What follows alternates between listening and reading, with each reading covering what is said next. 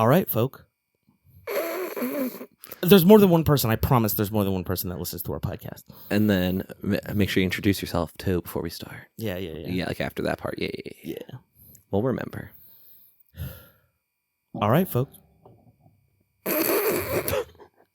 Sorry. All right, folks. Let's get right to it. This is The C Show.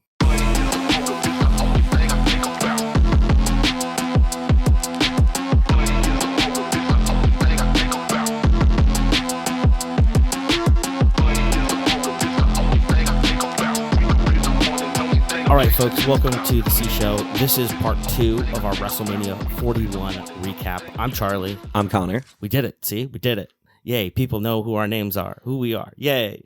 It's WrestleMania 41, part 2 of our recap.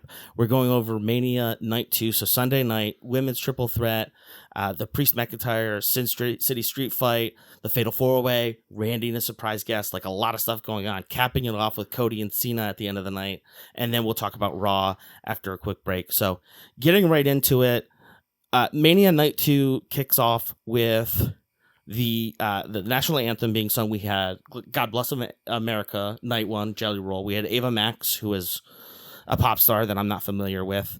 And the one thing that is different, we had Triple H Saturday night. Sunday night, we get Stephanie, the other half of the McMahon family that runs the WWE these days. She brings up some interesting points. She mentions how she was 16 for Mania 9, right? The last time they were in Vegas. Mm-hmm. Now her middle daughter is 16 for 41. So I thought that was like nice and fun that Stephanie brings that up and like the whole family thing. The third generation of McMahons, who I'm sure we'll be introduced to at some point. Shane's kid plays at Nebraska, or he played at Nebraska. I think he plays at North Carolina now. Football. They'll do anything to soften the blow of the name McMahon right now. Absolutely. But moving right into it, we have the women's triple threat: Io Sky, Bianca Belair, Rhea Ripley. They come out in in that order. They come out in that order. The thing about the intros and the walkouts, Bianca Belair had the girls with the ponytails, which was really cool, really awesome to have that like highlighted of her character. And they were doing jump rope and stuff. That was cool. And then Rhea came out looking like the Batman who laughs. So cool. Which is an alternate version of Batman who is the Joker at the same time. But yes, also very cool. The match starts and Bianca and Rhea just immediately ignore Io, but Io isn't going to have any of this. And as Connor has mentioned several times, this is an Io Sky podcast. So we're going to be number one Io Sky podcast. We did have the number one Io Sky fan page. Follow us on Instagram. So there's some synergy there. But again, Rio blocks these like pushes that Rhea and Bianca have been using often. Bianca is just beating the hell out of Rhea and Io in the corner. There's some really fantastic stuff where Rhea cannonballs Bianca outside of the ring, and then Io moonsaults on top of both of them. Mm-hmm. I think that was probably my move of the match. There was also the point where Rhea picks up Io with just one arm, and Rhea does also riptide Bianca, but Bianca kicks out of that pin. I did notice at this point Rhea's makeup was smearing, and just she's running around. Yeah, it's a thick cake of makeup, but like still. And then Rhea has Io up on the top rope. Io counters, and as she's on the top rope, she moonsaults down, and Rhea knees her. Bianca has a pin opportunity that's broken up by Rhea, and then Rhea counters a Poison Rana attempt from Io and throws her into the post. Really slams her face off. Like sometimes they're like, oh no, my shoulder, like threw her into the post. Yeah, it was worrying. I just want to drop in real quick. Again, Bianca Belair is such an unbelievable athlete. She was a former SEC sprinter, track athlete. She does the three amigos we've talked about a couple times where you do 3 suplexes in a row. And most people do it. They kind of like turn them both over their shoulders, right? You're thinking like left shoulder over right shoulder. Bianca did it where she like rolled through. She hit the suplex, literally brought them back over her, hit the second suplex, And then the third one, she did a stalling suplex, right? That she does where she just holds him up there. She gives a little knee pump and all. And there's very few people who can do that. And she does it the best. I love the stalled suplex so much. It's so impressive. It's so cool. And then when they finally fall and there's that anticipation of the drop, perfect. In the words of Ad Rock, drop. I always have to call out any Bianca hair whip too, because you're not gimmicking that. Like, you see the bruises from that, you hear that as it went. And then the finish surprised me. Obviously, very, very happy. We'll get to why in a second, but I was surprised by the finish. How'd you feel about it? I was a little surprised that I'm not surprised that Io retained. I'm surprised at kind of how it all went down. And with Rhea outside of the ring, I thought Rhea was going to be more involved in the pin.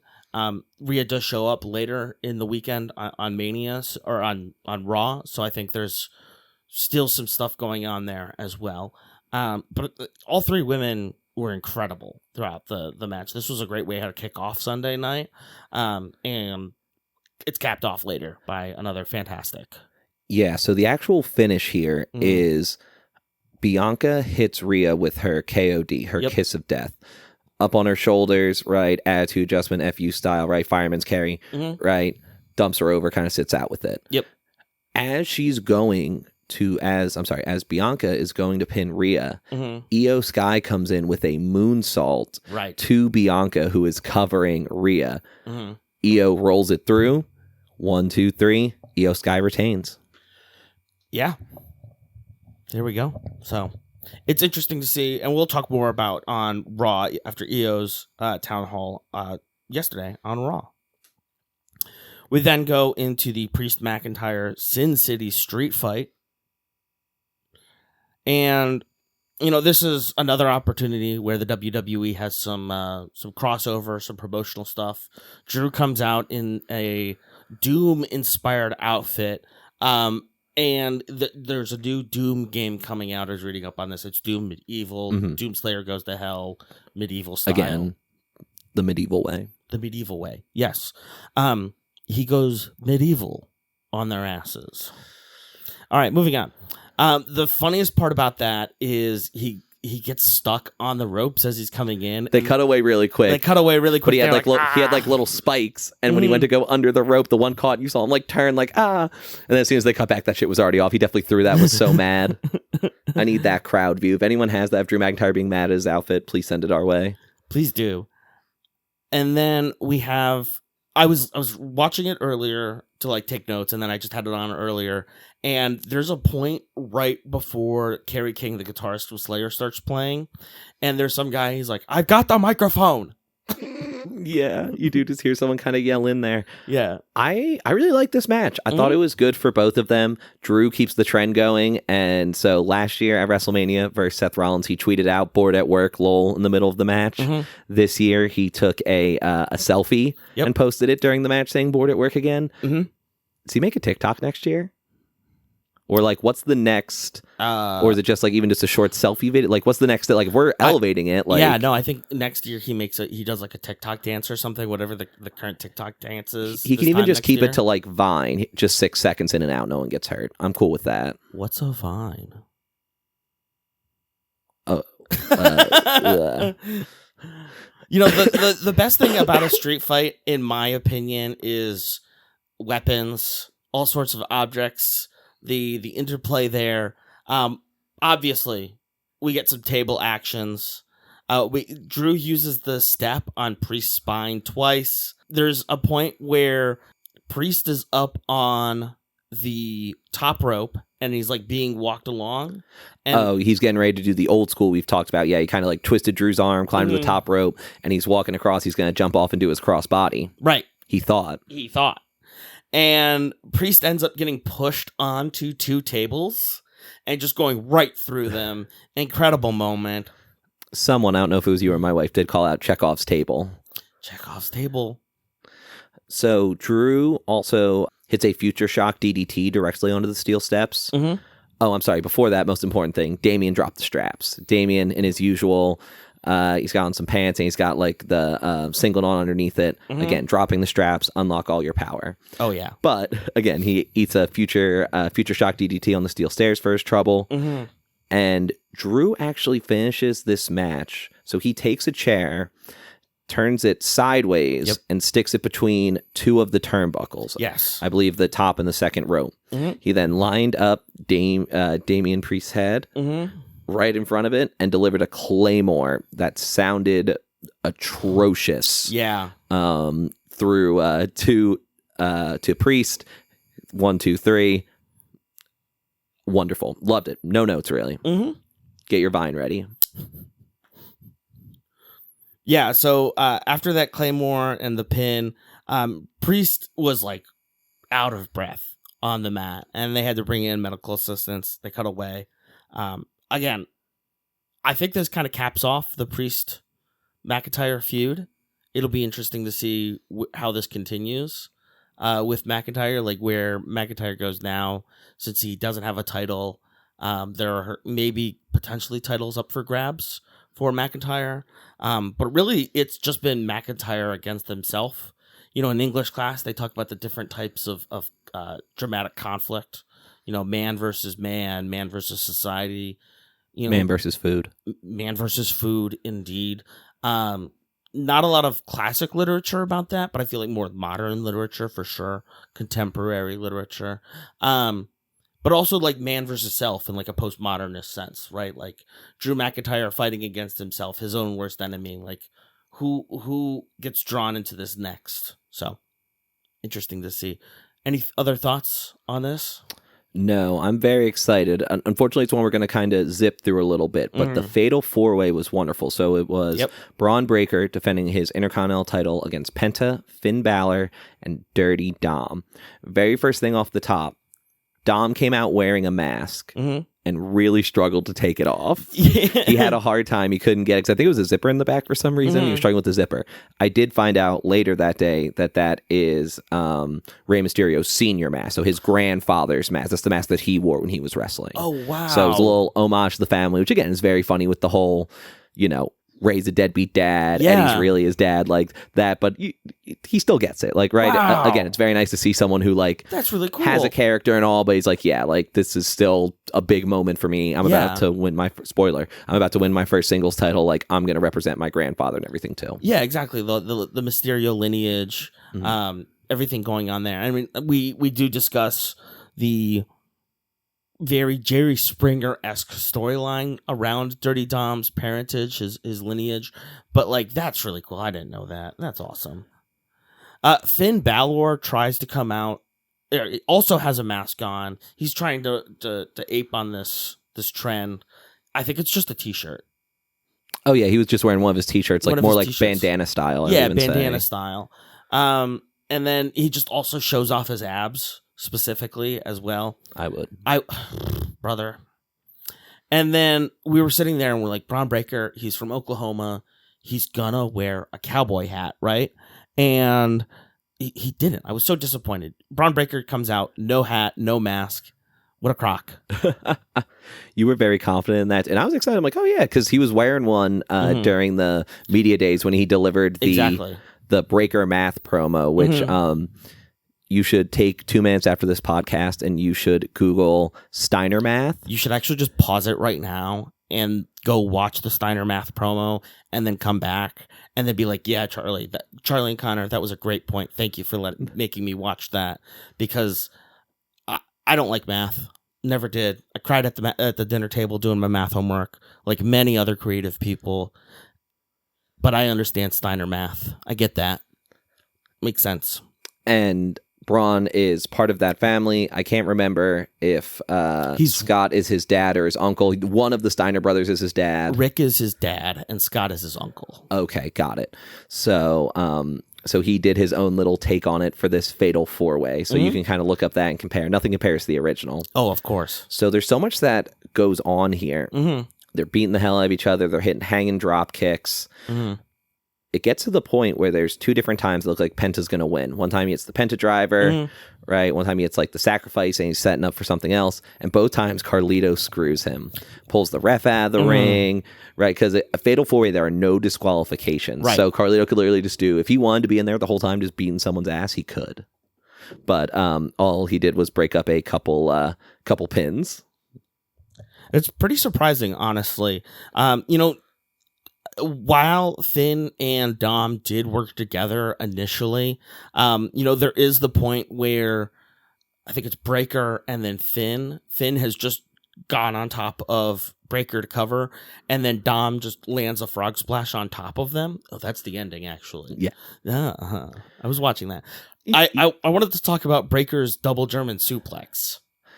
Oh, that was awesome. Penta sets up for the Penta driver, so picked up Finn Balor right on his shoulders, kind of crunching him to bring him over the top. Braun Breaker comes in and German suplexes them both, meaning he goes behind Penta, wraps his arms around his belly, locks his hands, and throws both of them, Penta and Finn, who is being held by Penta, over his head. That was absolutely unbelievable. That was probably my second favorite spot of the match. Yeah. Do you know where I'm going with my first favorite? It's not the finish, I'll tell you. Is it Breaker jumping from table to table? Exactly. So Carlito doing more effing around and finding out is he brings someone up on the announce table, and Braun Breaker runs from the other announce table. There's two announce tables out by the ring. There's the Spanish and the English announce table. See, Breaker runs off the one, spears Carlito onto the other one, and breaks that table. And they made such a big deal about, these fancy WrestleMania tables, because like the ends were supposed to look like the end of different tables, like a craps table or a whatever, roulette table, but table. Yeah, and they just smashed the hell out of it. It was so awesome. That was definitely my move of the match. And then, as you mentioned before, again, Dom and Finn originally working together. There was a time earlier where Dom was going to win. He hits the 619, where he knocks Breaker down the second rope and swings himself between the ropes to kick him in the face. Yep. Mysterio classic. And when he goes to splash him from the top rope, Finn crotches him. Finn knocks him down. Yeah. I think that's kind of where Dom's like, oh, okay, this is how we're going. So Finn hits his coup de grace, his top rope double stomp, and then gets splashed by Dom. 1, 2, 3. Dirty Dom Mysterio brings gold back to the Judgment Day. Yeah, and while, Liv and Raquel have their own tag team titles as well, this adds another title for the Judgment Day. It also adds a lot of complexity for the relationship between Dom and Finn. Where this goes next is, we talked about it earlier, like, are we going to see the Judgment Day break up? How does this complicate the relationship there in the Judgment Day? Something really interesting where Finn is just looking at Dom. And like the ways that Finn looks at Dom, I think are really interesting going forward. So I'm going to drop this here just so it's on the record. Yeah. I think that the next thing for Damian Priest is he's going to get involved in this like split of the Judgment Day, and they're going to just like pin it all on Finn and probably Liv too, and then we're going to get that core group of the Judgment Day. We're going to get the Judgment Day back. Do you think Rhea's going to come back as well? If Damian is there, the Terror Twins will reunite. Gotcha. Cool. No, that'll be awesome. It would be great to have Rhea as a part of the Judgment Day again. She fits so well aesthetically in there, and also just like technically as a wrestler as well. So we're hoping. Yeah, no, 100% agree. Now, I know this next match, Charlie, was your favorite. I'm sure that we've talked about since we've started doing this podcast. It's up there. I was going to say. It's up there. It's top 3 and it ain't 3, I'm sure. Oh, yeah. No, talking about pops this weekend, this got the biggest pop in your living room. And I felt kind of bad. I was like, oh gosh, I hope I didn't embarrass myself but it was so exciting what happened. So we talked about this on Friday night where Randy Orton issued an open challenge. You want some? Come get some. And, it's his 20th Mania. He wants to do something cool for WrestleMania 41, right? And, with Kevin Owens dropping out due to a medical clearance issue, it's just kind of been up in the air, right? And who comes out but Joe Hendry? Say his name. And he appears. And honestly, like looking back on it, I think it got one of the biggest pops all weekend. Oh, yeah. And like we talked about it with your wife, but like Joe is a very, very smart guy outside of being a fantastic wrestler. Like, he's designed the theme music. He's designed, like, he's got the kip up and then he brings his arms up. And it's all to bring in the crowd and bring them to get them involved. Knows how to get over, knows how to get popular. Oh, he knows. Move that merch. Yeah, I don't really want to talk too much about the content of the wrestling itself. I kind of want to talk about the impact of it. People were talking about how this is a bad look for Joe Hendry losing at WrestleMania, losing to one of the all-time greats, a first ballot WrestleMania or WWE Hall of Famer, your WrestleMania debut after appearing at Royal Rumble. I think he really won, No, people's problem with that is people are like, that was a squash match. A squash match means that someone is going to come out and it's a one-sided match, just bodies the other person in and out 2 or 3 minutes. Yeah. People were upset because this match was short, but Joe got his offense in. He hit a neck breaker. He hits a fall away slam. And again, he got all his stuff in. Like again, the thing in wrestling they always tell a talent is like, no matter how much time they give you gotta try and get your stuff in. What's the crowd gonna remember? What's gonna get the pop, right? Get your stuff in. And he did. Yeah. And again, the finish of the match played into that perfectly. Absolutely. So I have some notes here from Fightful Select. So apparently during the European swing, WWE had previously approached Joe Hendry for a match on Raw in Glasgow with The Miz. And apparently TNA, specifically Ariel Sherner, I'm quoting this from Squared Circle on Reddit, Ariel Sherner shut it down as it required the TNA World Champion losing in his home country. Some think that this may have led to Sherner being fired from TNA, just something that we're not very aware of.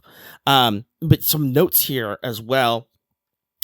Quote, his deal with TNA is set to expire in the next 12 months. Hendry has an agent now, and WWE naturally has maintained interest. And again, despite online backlash over Hendry's quick defeat at WrestleMania, TNA staff and talent were largely unfazed as they felt it was more exposure for the company. And I have to absolutely agree. If Joe Hendry gets signed by the WWE, it's great. It's great to go, okay, we signed the TNA World Champion. He appeared at Royal Rumble. He appeared at Mania. He did well both times. I think that only bodes well for other talent at TNA to either move on to AEW or WWE, wherever. TNA, frankly, they have great talent, but as far as I'm aware, they're not as in the mainstream in the wrestling community. Definitely not as mainstream before AEW was in town, after the fall of WCW in that like 2000s, early 2010s, like TNA was the competition and they did sign a lot of WWE's people. And again, they still have a lot of super talented people. There's just wrestling's more popular than ever, and that means more people want to do it, more mouths to feed. So you really got to find a way to make yourself pop. Again, I think it's only positive for TNA. And real quick, just on the finish. So Joe Hendry, he hits the pose, right? A nice tight shot on him, and then an RKO out of nowhere. So RKO, 1, 2, 3. But after the match, Randy picks him up and he raises his hand. I loved that. It's like, so, all right. Like, I wasn't sure if this was, because the whole thing of him getting rid of the voices, or the next thing with the voices, was kicking Kevin Owens. I'm like, is this supposed to have healed him? Is this like something like, and then, no, classic Orton just immediately hits him with another RKO. And then Randy looks away and does Joe Hendry's turn directly into the camera. And puts up his arms. Ugh. Absolutely wonderful. Yeah. Even as a Joe Hendry fan, fantastic all around. Like the RKOs, Randy kind of like aping the style, like mocking the style as well. I thought that was hilarious. I loved it. I might get the Joe Hendry shirt. I'm debating it strongly. Write it off. Next up, we have what we're going to start calling our hot dog match. Oh, yeah. So this is the match of the night where, man, I don't care about either of these people. Let's go get a hot dog and a beer. Logan Paul and AJ Styles. The hot dog match won just because literally my first note looking back right now is I hate this. And then my second note is Logan grabs a drone, followed by space, all caps, eat it, coward. So that's where my mind was during this. Like, you could tell I was incredibly checked out. That was the only part of it that I liked, was Logan using the drone as a selfie camera and then having the drone fly out of his hand. And he did pick it up later in the match to like play around with it as well. And I liked that. Just from a technical perspective. So do I wish it was another superstar? Absolutely. What this match comes down to is Karrion Kross comes out. He's been in the background, kind of in AJ Styles' ear. They had the match last week on Raw that some people think Karrion Kross threw. If you watch the finish of that match, Karrion actually puts his hands behind his back when AJ goes for phenomenal forearm. Just a little extra lore drop. So Karrion Kross comes out and tries to get AJ to use brass knuckles. Yes. Tries to cheat to win. He can't do it. He's too much of a proud, God-fearing man who thinks the earth is flat. So has some other opinions that we're not fans of. Agreed. So AJ refuses to cheat. You know, Logan Paul will always cheat. Gets himself the brass knuckles. Hits AJ Styles. 1, 2, 3. I hope I'm back with my beer and hot dog by now. Yeah, I think so. And we get to our penultimate match of the night. Again, we talked about it on our previous episode, part 1. It came out on Monday afternoon. So Bayley was attacked and was not medically cleared, and so she was counted out of the tag team championship match between Liv and Raquel and her and Lyra Valkyria. That's a whole mouthful. And so Lyra comes out with these golden wings, very Icarus of her. It's giving Icarus. And we're like, okay, so who's going to be her tag team partner? And we batted around some names on part 1, and I was really shocked by who came out. Yeah, I got worked. They had we both got worked, buddy. They'd come out of it was Becky Lynch, by the way. It was Becky Becky Lynch. Love her. She was doing an improv show earlier that week before, and like someone asked her after, like, so are you done with wrestling? And she's like, like, not now, it's on a pause. Like, not done, it's on a pause. Something of that sort. Or like, not right this second. So I was like, okay. And I believed it, but she came out and she had a hell of a match. Her and Lyra taking on Liv and Raquel. Yeah, no, I put it, that's a surprise for sure, but a welcome one. And immediately, as soon as the bell rings, Liv goes to the announcer's table and she's beefing with Pat and I believe it was Joe Tessitore and Wade Barrett as well Sunday night. Michael Cole was Saturday night. And Pat was just saying straight up, like, you're scared. You're scared, Liv. You're not able to win because you're scared. And Liv tags out, so it's just Raquel and Becky. And Becky has this amazing move where she just fakes out Raquel, and as soon as Lyra Valkyria tags back in, she kicks Liv's off and sets up an attack for Raquel. I would have to say, I think I'm trying to figure out where my move of the match is here. But I think honestly, it's just Becky coming back. Becky's it can be a moment. The M can be for moment. Yeah. Moment of the match is Becky returning to the company, to the WWE. I've heard a lot about her, and I've only seen her wrestle a few times, so I'm excited to see more of her. Very happy that she's back. She put off some classics. She hit her Beck-sploder, right? An exploding suplex. It's basically a belly-to-belly suplex. You face someone else, wrap the arms around, throw them over your head, but into the turnbuckles. So a Beck-sploder. She did her submission, the disarm her, which is an arm bar where she sits on top of your elbow and pulls. And then she wins with the manhandle slam, which is a rock bottom and Iranagi, right? Again, hooks under the arm, picks up, falls down with you. And then we have new tag team champions. 1, 2, 3. Yeah. 1, 2, 3. Lyra and Becky win. And we've got Lyra 2 belts. Welcome back, Becky. Your first match back, you put some hardware around the waist. Love to see it. I will just say, I was already yelling Lyra 2 belts before they said it. Yep. Nope. We'll give you credit there. By God, that's Stone Cold's music. We do get the broken window. Stone Cold comes out. He comes out on an ATV. You called him crashing into the video board. As soon as he took that first turn so wide, I'm like, the first one's the easiest, bro. I knew it was going down. I hope that woman, I know she took a dive. So he ran into a barricade of a video board, and you see one woman kind of like, oh no, like definitely selling it, but hey, I'm selling that shit too. Honey, sell that. And then so you saw Khan come over, and a couple of people were talking to him as Stone Cold went in and gave us our attendance. And then in Stone Cold fashion, dumped 4 beers around here on himself. My favorite thing I saw surrounding that was just someone saying, thank God he drank those beers after he hit the barricade, or the insurance would have been wild. Yeah, I think after he smashed 4 beers onto himself, somebody was like, no, you are not getting back on the ATV. Yeah, he walked out. He did not get back on the ATV to leave. He walked out. He walked out. Something interesting that I saw, I did see some videos and stuff. The WWE said, I believe it was 63,000 Saturday night, 61,000, 124,000 overall. I was a little surprised. There were covered seats. There were entire covered sections where, like, I think you even had decent sight lines. I've been hearing it's one of the worst attended WrestleManias in recent memory. Not if you ask WWE, brother. Yeah, not if you ask WWE. And I think we'll get more to it towards the end after we talk about Cody and John Cena. But yeah, no, an interesting WrestleMania to be sure. The problem is it's like the Super Bowl now. Like average fans have no chance of spending all that money to see it. It's just for all those people that have that kind of money to burn and can go. I mean, Philly last year, it was like 700, 800 for a night, for one night in the upper sections, in the upper bowl of the Lincoln Financial Field.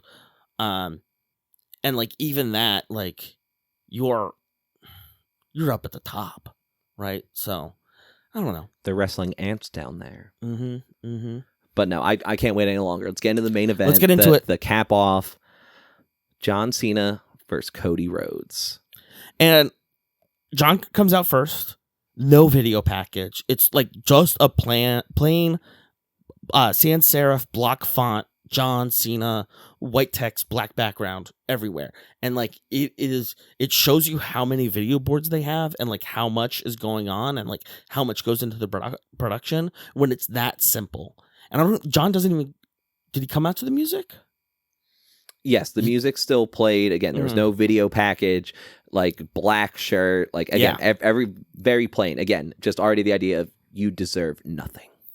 In direct opposition to this, Cody Rhodes comes out. He gets a dirt bike salute, I would call it. Yeah, I'm not sure what you, but yeah, dirt bike's crazy style. Dirt bike's crazy style. And then Cody comes out and he's got this like skull mask on. And which he's worn before. It did not have this variation before. Right. So I think it's a modified like Iron Man mask, like that would make sense. A consumer mask that you can buy. So they must have either gone to the company and been like, hey, can you make one for Cody? Or they bought one and reverse engineered it. But still, we were both like, that's really cool. Yeah, because the face, like the top part of the jaw and all popped up to reveal his face. Again, like Iron Man showing his face. It was such a cool entrance.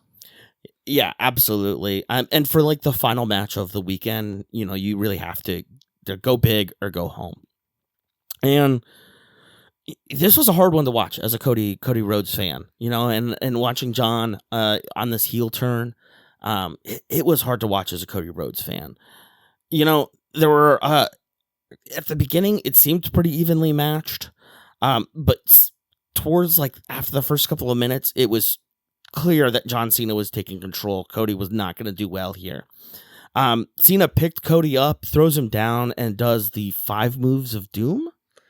Yeah, the 5 moves of doom. There was a period where John Cena was always talked about of doing like when he did these 5 moves, like the match was over. It's what's 2 running shoulder tackles.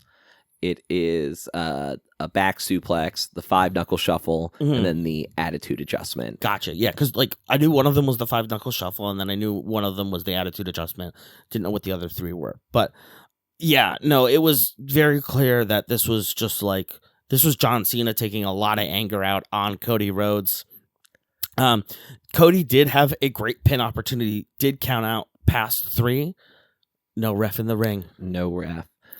One thing I just want to say in general is that something that people always talk about John Cena is how much he'll like call matches in the ring, meaning like he'll say what move do, like hey, throw me into the ropes, drop kick. And there were multiple times. One was where you saw him kept saying again to Cody when Cody was like punching him. He's like, again. And then there was a time where I swear to God, John Cena went, eye poke, and then poked Cody right in the eyes. Like he's like letting him know it was coming, which was very funny. But yeah, John really takes over here. There's a point where he does an attitude adjustment, right? The FU, again, like fireman's carry, burning hammer, throw him over the top, and still a kick out. Puts Cody in the STFU, and then Cody's crawling to the rope.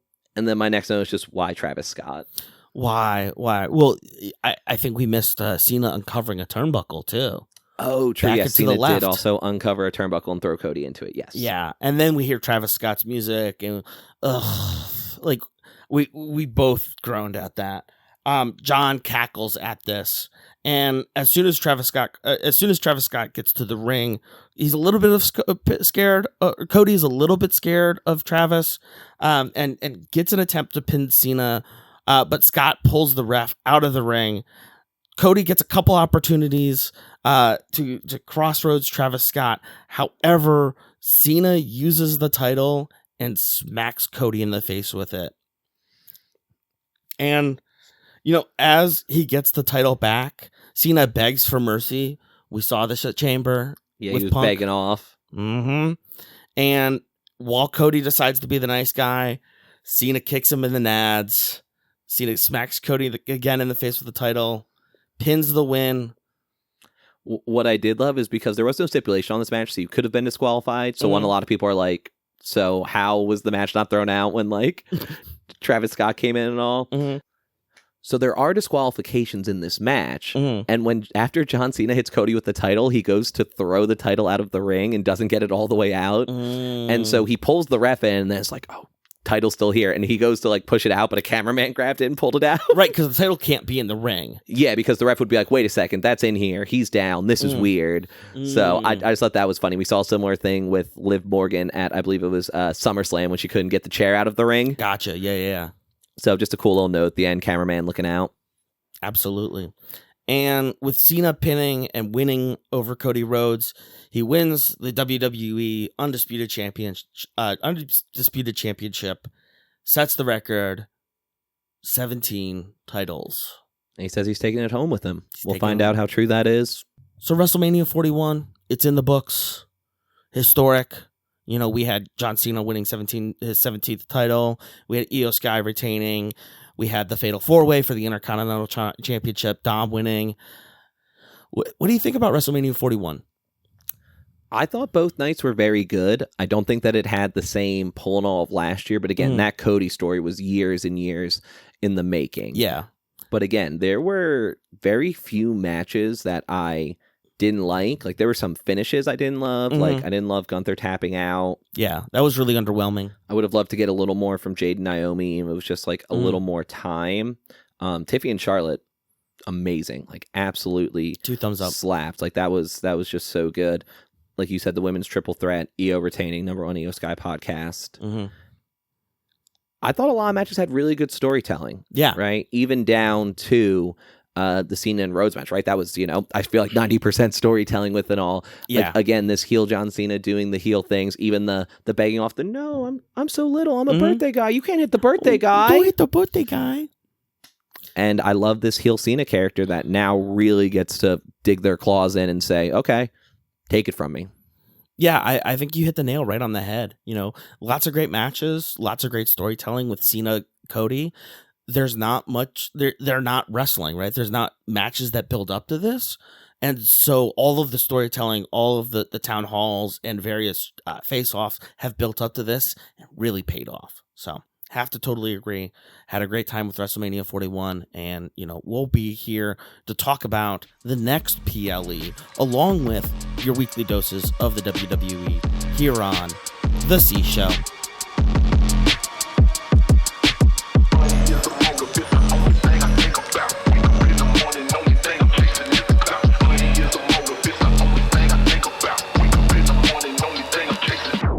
All right, we're back on The C Show.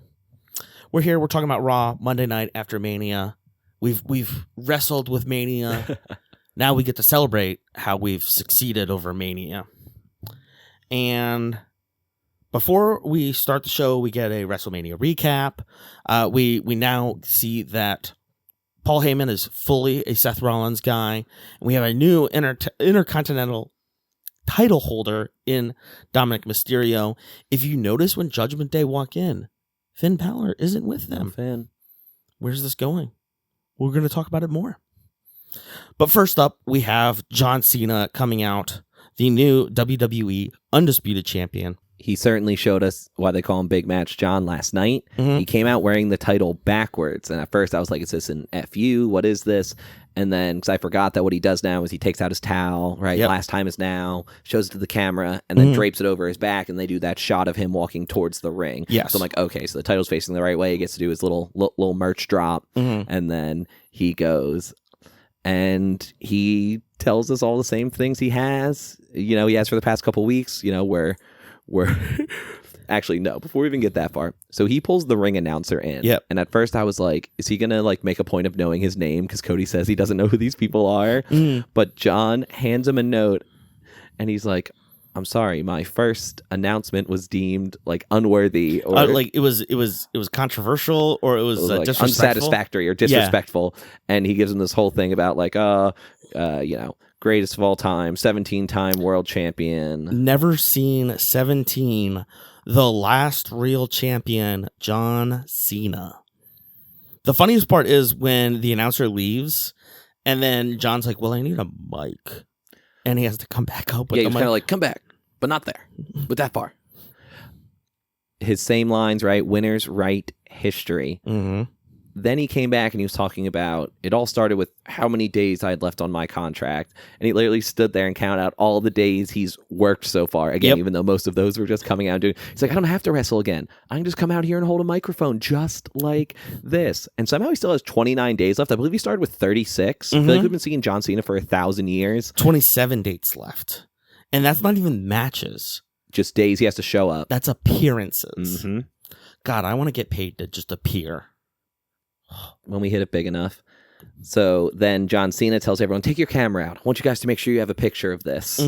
As he's getting ready to flash the championship. Again, a real tight shot. And then something slithers into frame.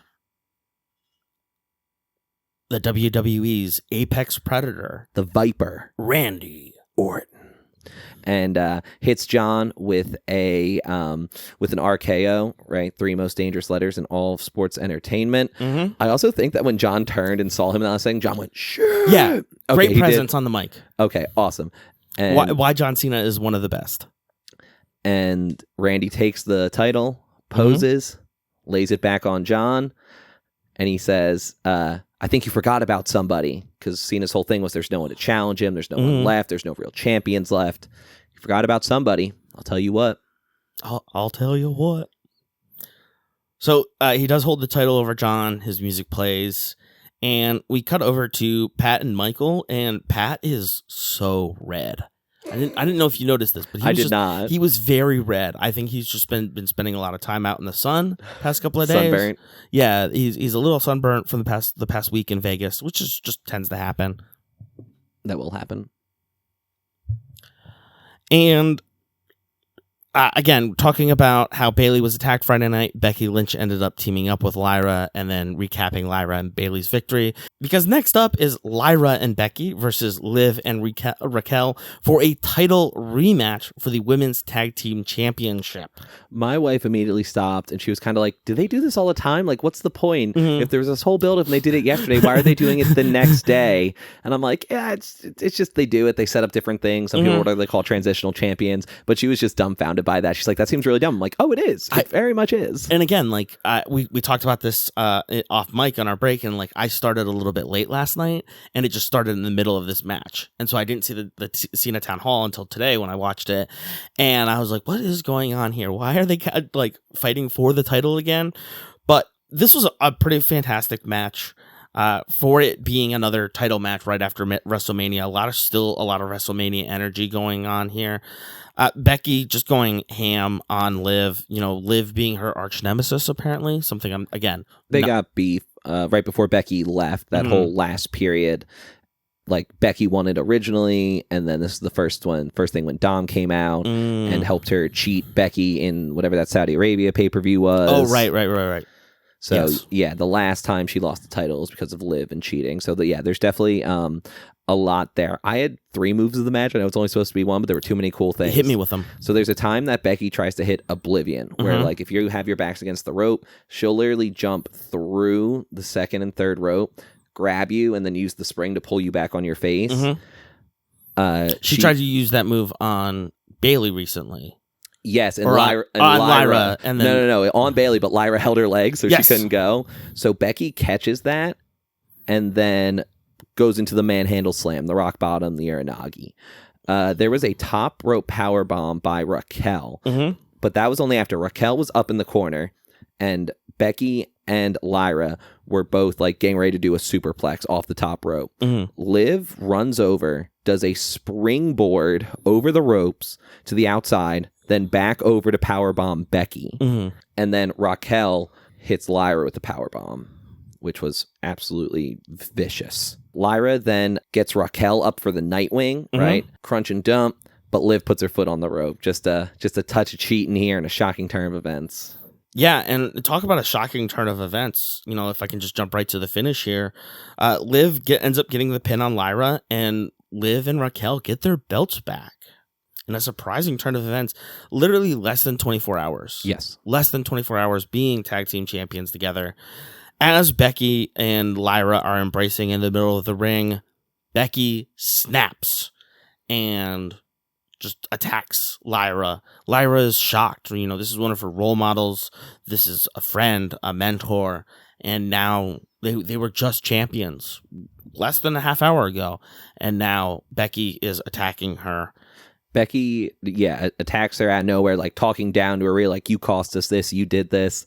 She goes back, hits her with another manhandle slam, goes back a third time, hits her with 2 more, and then she goes to leave. The crowd goes, 1 more time. And she goes in and gives another manhandle slam. But if you listened on the way out, people were already cheering for her. Like, they were booing for why it happened. As she was like, the last time they tried to get people to boo Becky, it didn't work. And we'll see if this is somehow any better. But really interesting.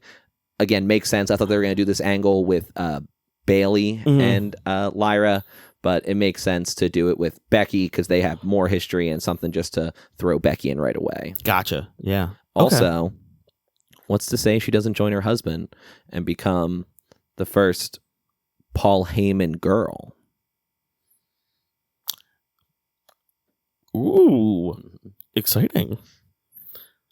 Backstage, we have the New Day, and I believe it was Kathy Kelly. Yes. But then Karrion Kross comes in with them, and you talked previously about how Karrion Kross has sort of like imitated the people that he's like influencing, right? He's got the long hair now, like AJ Styles. What kind of braids is Karrion Kross gonna get? Probably ones you would see at a very bad summer camp. Oh, absolutely. Just imagine them with like box braids. Oh, Jesus.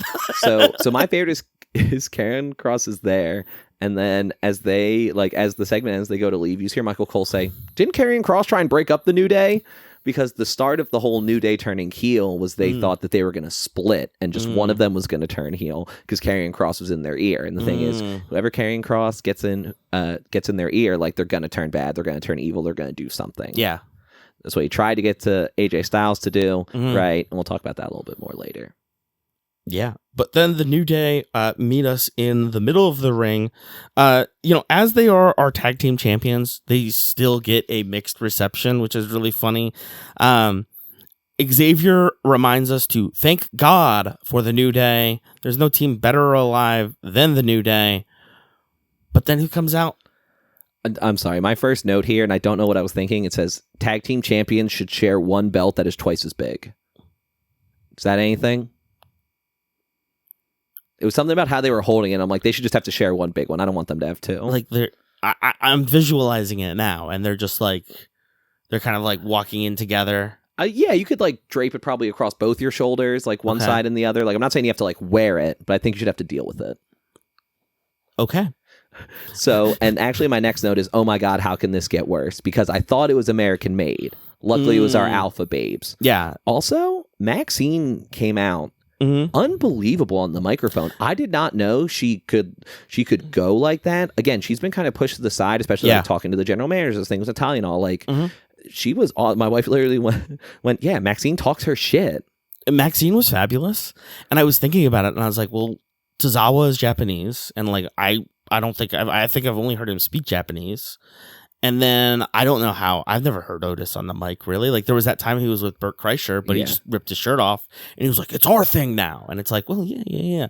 So I think, like Otis is the muscle, Tozawa is the acrobat, and Maxine is the voice. Yeah, as the mouthpiece, as they say in the business. This is the mouthpiece, yes. She made sure to mention that the last time that Otis and Tozawa faced the New Day, that they beat them in 50 seconds. And then they basically goat them into, well, why don't we do it right now? If you're not scared, like we'll do it. And they're like, no, you don't deserve it. And then all of a sudden they're like, F it, let's do it. Get a ref out here. And it looks like we are going to get a tag team title match between the Alpha Babes and the New Day. But then the lights go down and a spotlight is shown on the New Day, and Rusev comes out. So Rusev was in the WWE before. He was in the WWE from 2013 to 2020. And he's been in AEW for the last handful of years under the name Miro. One very funny connection is during Rusev's run in WWE before, there was a point where Joe Hendry was acting as his lawyer.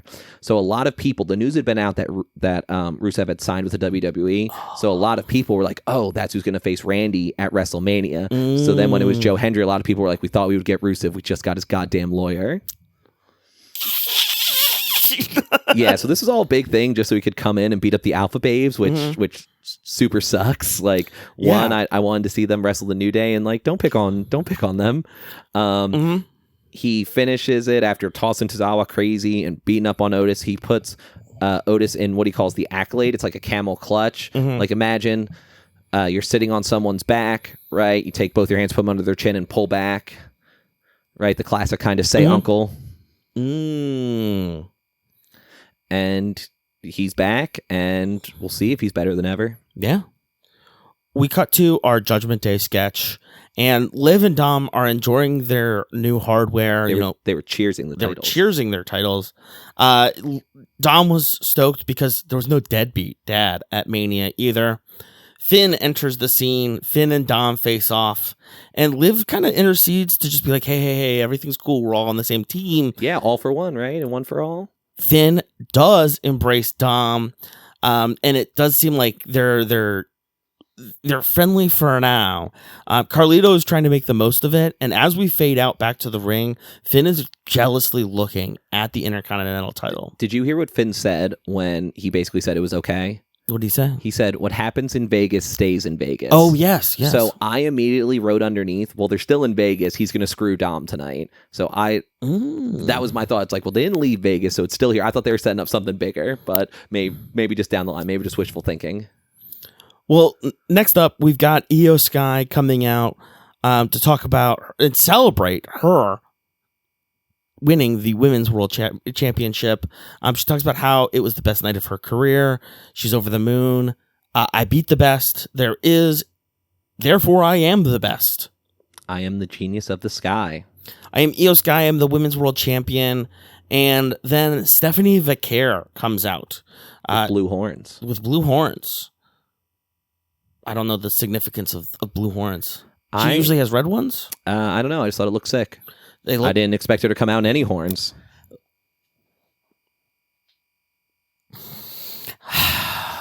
So Stephanie introduces herself as the NXT champion. She wanted to show you respect. I'm the champion of NXT. You're the champion of WWE. You're amazing.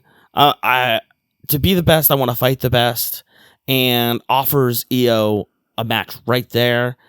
Adam Pearce comes out and is like, whoa. I know. I thought he was going to be like, we can't do it like this. I was going to be like the one time he like pretends to be competent at his job. And I was going to be like, every Friday, Aldous just shows you up at your job, bro.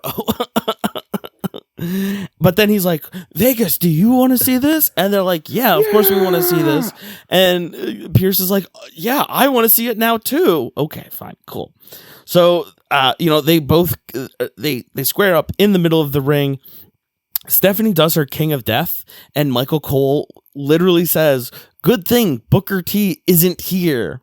It's called the Kiss of Death. I wasn't sure what it was called. I thought it was because I wrote down, I think it's called the Devil's Kiss. So the Devil's Kiss. So literally what she does is she takes Io's head between her legs. Yes. And basically like while Stephanie's on all fours, she basically like picks up and drops her knees like as if she's slamming Io's face off the mat between her and her butt. And he said Booker T isn't here because when she does that on NXT, like if you heard the crowd's like, ah, ah, ah. That's what Booker does every time she does it. And Booker has been horny on Maine recently. Big style. So it's like, Booker, buddy, somebody's got to talk to you at PR. But the crowd just starts chanting one more time. Blows him off. Blows him off, unfortunately. She's like, Io will beat the shit out of me in the back if I do that again. She already let me do it once. As much as like Stephanie like hits these moves, Io sells them so well. Oh, dude, she's so good. Like she's so good. So Ricochet good. Tried to come at her online and be like, I've never like whenever I watch Io, I'm like, I can do that better. And it's like, dude, no one even thinks about you. Who is Ricochet? Exactly. Samantha Irvin's wife. That's how most people know him. Samantha Irvin's husband? Maybe? Fuck. So, my move of the match was right near the end here. They're both standing on the top rope and they do a Spanish fly. So they're both facing each other, literally standing on the top rope, and they were slipping. They did not look like they had any footing. Yeah. I thought they were going to scrap it. And they literally both do a full flip and then land down in a slam for the Spanish fly. That was unbelievable. But of course, it's a Raw match. It's the night after WrestleMania. We can't have anything nice. So who comes in to ruin the day? Roxanne Perez and Julia. They both come out. They attack Io. And then Rhea comes down for the save, which was interesting. I knew there was going to be something here. Yeah. So Rhea manhandles Roxanne, just tosses her around, but only has a stare down with Julia until she walks out of the ring. Julia's like, I don't want the heat. Yeah, absolutely not. Michael Cole in the back, like, maybe a match of the future. Rhea picks up the belt. Io stands up. She hands her the belt. Seems that she's kind of come to terms with, she had her goes at it. Hands her the belt, but not without a warning. I want this back. I think this is going to be a really awesome storyline as it continues. Yeah. And if Bianca comes back into it, fabulous. Bianca's excellent. And just more. Speaking of more, we have a Jey Uso pre-tape, which features a Macklemore song. But thankfully, Jey Uso comes out afterwards, so we only have to listen to that for a couple of moments. And two things at the beginning of this that I want to highlight. One better be the t-shirt. Yeah, World Heavyweight Champion. Absolutely cinema. Did you see the Hogan Fears Union sign? I did see the Hogan Fears Union sign. I was talking about the Hogan killing the Wrestlers Union before WrestleMania 2 with my therapist, and the face my therapist made when I said that Hogan killed the Union was priceless. Like, I should have screenshotted it, but because they were like, they should send you the copay. My therapist is great, and if they're listening, thank you so much. So, yeah, Jey Uso comes down to the ring, says that it took all that he had to beat Gunther again, really taking his victory lap of all he's been through. And again, my favorite thing, I made him tap. Yeah, that's the truth. He made him tap, no matter what the reason is. Gunther couldn't handle being counted out, whether it was a 10 count or a 3 count being pinned. He tapped out. And then we get a surprise guest. Sami Zayn. I was so happy to see him back again. It's been 8 weeks or so, right? Yeah. Because it was that pile driver that hurt him, and then after the unsanctioned match, he was still out. Because it was Elimination Chamber, the match between him and Kevin Owens. Oh, that was the right. That and was so the we covered it match. then, and then he kind of had him and Owens both have medical issues right now, so they're both kind of in a purgatory of sense. Yeah, so first thing Sammy does is hugs Jay. Big hug again. They're boys back in the day again. Original bloodline when Sammy was an honorary Oos. Yeah, Sammy's feeling oosy. He's feeling oosy. He said it was really hard to see what you went through with Gunther and that I wasn't here. I'm proud of you and you deserve it. Yeah, I was like so worried that something was going to happen, but this was just such a nice, wholesome moment. At the end, Jimmy comes out as well. Pat says the yeetabration is about to begin. Please stop, Pat McAfee. And then they also do, Jimmy and Jay and Sammy do this handshake that I guess is from those times. From that time, yeah. Beautiful. Love it. Logan Paul is backstage with Kathy from the night before. Logan says, referring to the question, could you have done it without interference? Logan says, I still won. A win is a win. It doesn't matter. Next question. We still get AJ's perspective.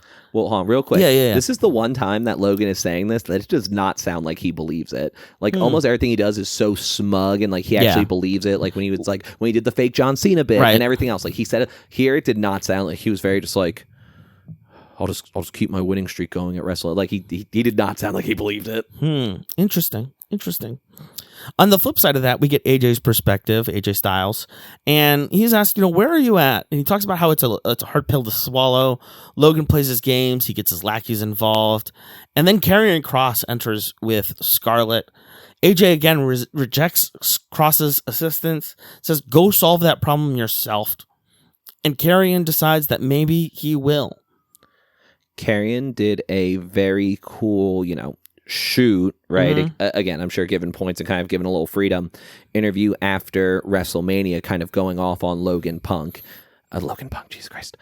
Logan Paul. So that was what I did in like the first episode too, and it was killing me.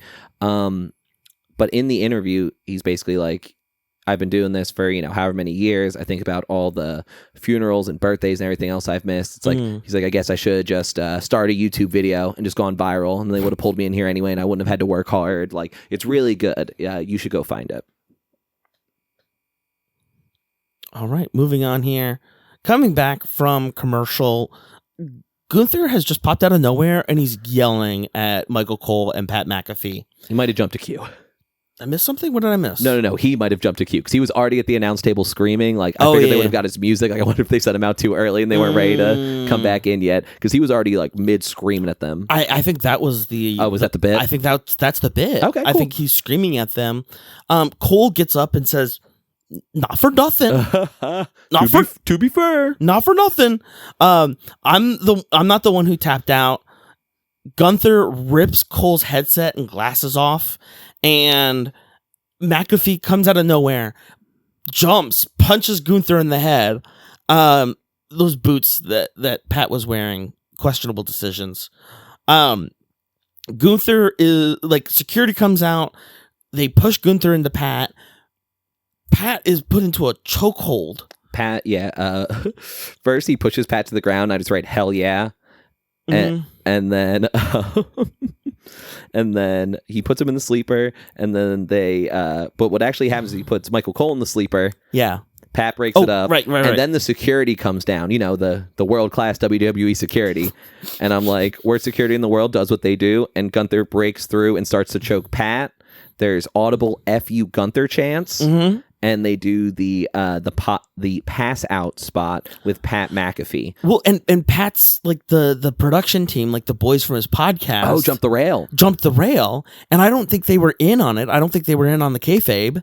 And so they thought like, they thought it was real. They thought it was shoot. I saw them pulling them away at first and then letting them go. I thought they were fans, and I thought it was. You thought they were just random fans? I thought it was a real problem. Oh, okay. Yeah, and then. Because in my notes, I'm like, don't do this. This is a bad idea. You like wrestlers talk about this, but like if you jump over the barricade, if you somehow get into the ring, they are going to hurt you. They are going to make you regret it, and they are going to make an example out of you. And it's the fourth wall, right? Like it is the fourth wall. Don't break the fourth wall. That's the wrestler's job to do that. So they start taking Pat to the back, and then they kind of like pause, and they're trying to give him water, and he keeps like spitting it out. Yeah. And then my last note is, I hope they put Pat in the exploding limo. There's a very famous WWE storyline where Vince McMahon fakes his death by blowing up his limo, and they were talking about taking him to the back. I'm like, just put him in the goddamn exploding ambulance. I mean, the exploding limo. I'm so over him. Pat's boys follow him into the medical room, and it cuts back. Joe Tessitore is pulled in to come give commentary and talks about how it's a disgusting display. We go backstage. Michael Cole is with Adam Pearce, and Pearce says, "Hey, take the night off, go home, go back to your room. Don't worry about it." And Cole is like, no, I'm going to go back out there. This is ridiculous. Like, we have a right to report on this and give our opinion. Which I think is really interesting. I am not going to let some bully have me not do my job on WrestleMania weekend. Absolutely. I think this is really interesting when we look at the news and how the media is being treated, and how, just today, I don't know if you know about this, but Tim Pool, who's a podcaster and proven Kremlin asset, I'm not editing that out. He now has a White House press pool pass and gets to ask questions to the press secretary. And it's like, Tim, what's underneath your beanie? What is underneath his fucked up hairline? Oh, dude, just admit it. But we're now in this situation where and I mean, there's historical precedence of this as well. This is what happens in fascism, but the media gets attacked. And I think it's really interesting that this theme is being brought up in the WWE like this. So I thought this was really interesting. Journalism is important. This is technically journalism. Hell yeah. So, Michael Cole decides, you know what? I don't care. My nose might be broken. I'm going back out there. I'm going behind the desk. His nose wasn't broken. It looked perfect. It looked fine. He kept coughing too, and he was like, oh. Tessitore had the jacket off, sleeves up. I think he was just in a booth, or he was in a suite somewhere. Yeah, he was just, in kayfabe, he was just there just to watch. So he was just hanging out. But yeah, no. As Cole walks back in, he loosens his tie. You can absolutely do that, Cole. You deserve it. We now get the final match of the night, which is Penta versus Dom. Dom in his first title defense. Dom comes out first with Finn and Carlito. Dom is wearing a Latino Heat shirt as his, I don't know what it's called technically, but he's wearing it if you were to wrap a sweater around, but on the front. Yeah, exactly. I don't know if you saw, but the DM initials are on that Latino Heat shirt.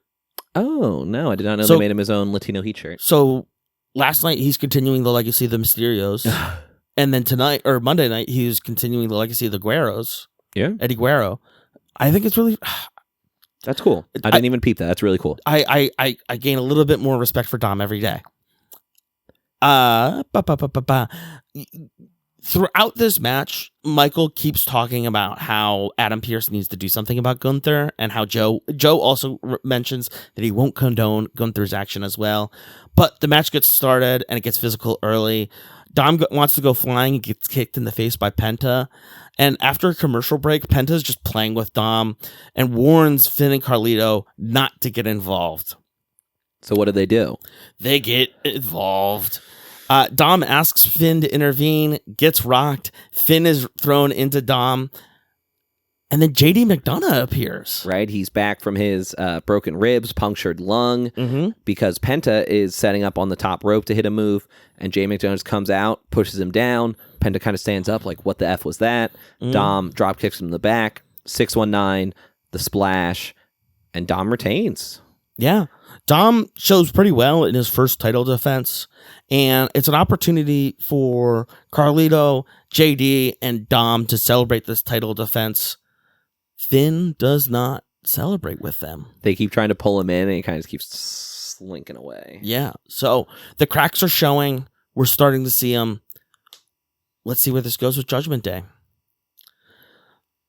We have some nonsense featuring El Grande Americano. We hate where this is going. We're not going to talk about it. Hot dog promo? Hot dog pre-tape? Hot dog pre-tape. There we go. Booyah. Moving on. We now have Seth Rollins and Heyman backstage. We get a Seth Rollins town hall. listen, a lot of people have already said it. He'd be looking like a ripe banana in that suit. I do like it though. I like the cut of the suit. That's very funny. Do like the cut of the suit.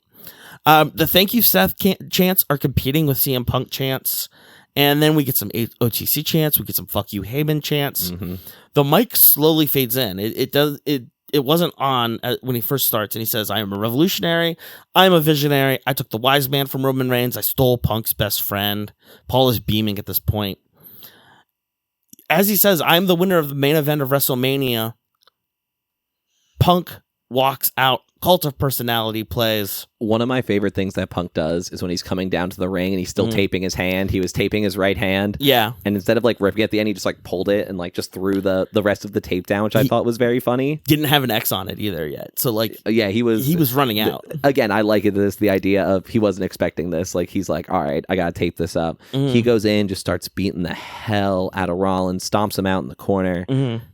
And then Punk turns to Paul Heyman. Heyman looks at him and says, "I didn't screw you. You screwed me. You put me in a position."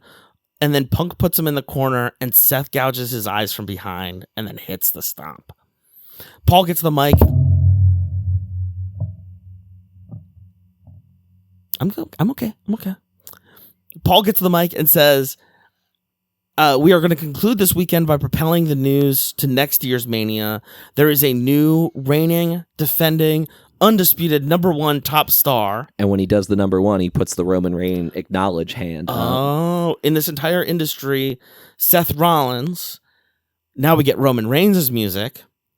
And at this point, Seth picks up Punk, throws him out of the ring. Roman slides in, spears Seth immediately. Heyman all alone in the middle of the ring. There's the Superman punch. Wise Man is down. And then Braun Breaker comes out of nowhere. Roman goes to spear Paul. He's going to break him in half. And then this hooded figure runs in and spears Roman. Braun Breaker pops down his hoodie. And then Braun and Seth have this stare down. Yeah. And then he starts running at Seth Rollins. But only to spear CM Punk, who is coming up behind him. Exactly. Braun and Seth are working together. It begs the question. Is Paul creating a new Shield? I forget what it was. Apparently there was some kind of name for, I don't know if it was them specifically or something Paul Heyman did before that people are saying. Again, if I were better at my job, I would have written it down when I saw it. But there's something they believe Paul's pulling on from before. Not exactly the Shield, but I can't remember off the top of my head. Yeah, no, that's what immediately I thought as Seth in the middle takes takes one of Braun's hands, takes Paul's hands. They put him up. This is how the show ends. Braun also spears Roman through the barricade at one point, which was awesome. Oh, yeah, that was great. That was fabulous. Yeah, so... the newest Paul Heyman guy is made, Braun Breaker. Braun Breaker, are we going to see... who's going to join this alliance now? Where does this alliance go? You know, you have Heyman, the mouthpiece, the manager, the wise man. You've got Seth Rollins, undisputed... number one star. Number one top star. Reigning, defending, undisputed number one top star. You've got Braun Breaker, the unpredictable badass. Like, I'm really interested to see who gets added to this group. Where this group goes next, I think there's some really interesting stuff. But what a weekend. Yeah. What a weekend. Unbelievable. It was a lot of fun. I can't say I'm going to be upset just going back to only doing one podcast on two shows this week. It was a lot of wrestling to watch. I really enjoyed it. It adds another layer when I gotta be like, all right, let me get my head and my ass in the same direction to talk about it now. Yeah. I will say yesterday I was like, I've been watching a lot of wrestling. Take a break on this. And tonight, I will tell you this, I've got a lot of TV to catch up on that is not wrestling. Hell yeah. Oh yeah, new episode of Andor tonight too. Ooh. Yeah, season 2. We're excited. But yeah, we're not going to be talking about Andor. We're not going to be talking about Daredevil Born Again. That's really good too. That is really good. Catholic superheroes. We love them. We're not going to be talking about The Last of Us season 2. Common side effects. We're not going to be talking about all of these fabulous television programs. We're only going to be talking about wrestling on the C Show. Thank you so much for joining us. If you're listening, if you've gotten to this point, again, thank you so much. We love you. I'll buy you a bevy. Yeah. If you find us and you're like, hey, Charlie, can you buy me a beer? I'll buy you a beer. Absolutely. Promise. Thank you so much. Please rate, review. If you're not subscribed, what are you doing? Go to the show page, subscribe. It really helps us out. We're so thankful for you, our listeners. We'll be right back here to talk about what's coming up next on The C Show.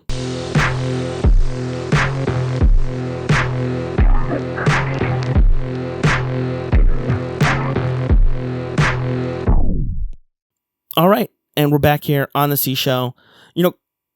Talking about a fabulous WrestleMania weekend, a lot of stuff going on. Kind of want to get your thoughts on where we go next. What happens next? John Cena, 27 appearances left. Becky Lynch heel turn. Seth Rollins on this new tear. Oh, man, so much. First, I want to talk about Io and what's next for her because I'm not sure. Like, I think her and Rhea's kind of done. Like, through all this, I think that Bianca is gonna go and have a program with Naomi next. Okay. So I really don't know what's next for Io. I really liked her match on Raw. Maybe there's another young star. There's someone else, or hell, I don't know. Maybe they bring Charlotte over there. Unfortunately, hopefully she just stays on SmackDown. I don't know what's next for Drew McIntyre. Like we said, it's going to be who's the next person to look at him wrong in the lunch line that he can say, you ruined my sandwich. Yeah. you ruined my haggis. As far as the Fatal 4-Way, right, we now have Braun Breaker as part of this group with Seth Rollins and Paul Heyman. Yeah. Paul Heyman always gets his guys to the top. Every single person that he's been with, except for one, has been a champion, and that's not a prediction. That's a spoiler. I don't care what happens to Logan Paul or AJ Styles. Maybe one bus solves two problems. I don't know what's going on in the women's tag team either. I don't know who Liv and Raquel will face next. Like, I hope it's not like Pure Fusion Collective or whatever. Hopefully we see some more of those tag teams, or the they Secret bring Hervis. Yeah, hopefully they bring up some of the women NXT tag teams. Gigi Dolan and, of course, I can't remember her partner's name now, were ringside during the tag match yesterday. They actually have a match for the titles tonight on NXT. And I don't know what's going to happen with Cody. I don't know if he'll take a little bit off here. Again, he's really been carrying this company for the better part of a year now. And there are the rumors that Cody might go to Hollywood. He might be doing some Hollywood stuff. So we'll see how that develops. Okay, so he might literally take the Cena path here. And, it looks like we're running head on into Cena versus Randy Orton. And it's really cool to see a heel Cena. And if they're going to try and turn this I Hear Voices Randy into the baby face here, or if it's just going to be like lesser of two evils. Well, Randy's still bad, but John Cena says, I'm going to ruin wrestling for everyone. You're going to have to get a new championship. Yeah. I will be the last real champion. And I meant it. I'm excited for it. Cena Orton is kind of a throwback. And then I think Dom with a title is really fascinating. What's going to happen to the Judgment Day next? How Dom evolves with it. Will Dom have a face turn? I'm really excited for what's going on with Seth and Paul Heyman. Lots of threads to pull, and we'll be here to make sure they're all in one place for you. Yanking away. Some we're gonna yank really quick on. Some we're gonna pull really slowly. Yeah, they're all here. We're all here. Thank you so much for joining us on The C Show. Thanks again for joining us on The C Show. Follow The C Show on social media. We're on Instagram, Blue Sky, Facebook, and YouTube at C Show Pod. Have a question for us? cshowpod@gmail.com. You can find me, Charlie, on Instagram at CharlesFStew and on Blue Sky at CharlesFStewart.com. Connor is on Blue Sky at bsdoj.bluesky.social. The name is Cliff. Thanks to our friends Amir and Patrick for their assistance. The C Show is a production of 832 Media. Thanks again for tuning in, and we'll be back next week.